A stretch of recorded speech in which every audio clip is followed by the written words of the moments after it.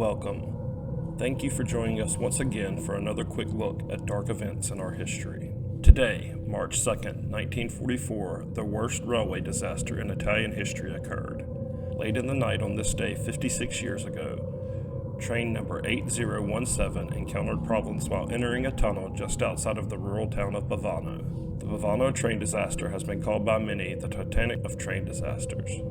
On that March evening, over 500 people lost their lives without having a clue of what was going on. The train, on that evening, was being pulled by two locomotives. One of the locomotives was a right-hand drive and the other was a left-hand drive, which would play a large role in how this tragedy unfolded. The train was traveling on a steep 3.5-degree gradient in the mountainous Italian region of Balvano. The train stalled, with the majority of the cars inside of a tunnel.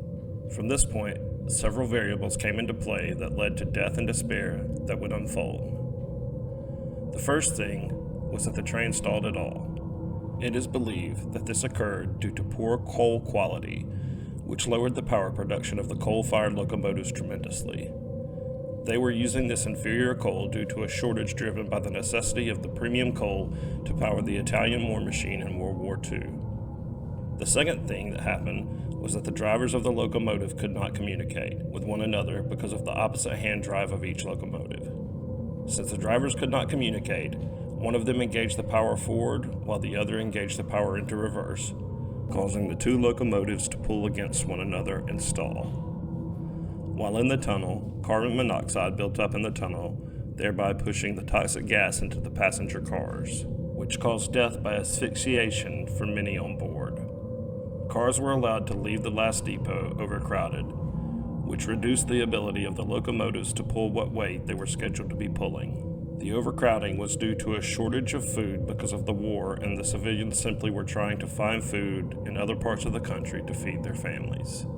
A second train was eventually dispatched to help remove the train from the tunnel, but could only give aid to the few cars outside of the tunnel due to the amount of corpses that had built up on the tracks at this point. The government in Italy only made this tragedy worse by trying to cover up the event.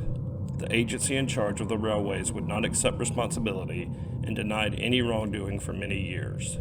It was not until 15 years after the tragedy that the agency accepted any form of responsibility and paid out money to the family of those who lost loved ones. Stories like these from our history are always sad, but like all other technology-driven disasters are accepted as trade-offs for society's convenience. Thank you for joining us for another installment of Today in History. We greatly appreciate all of your support.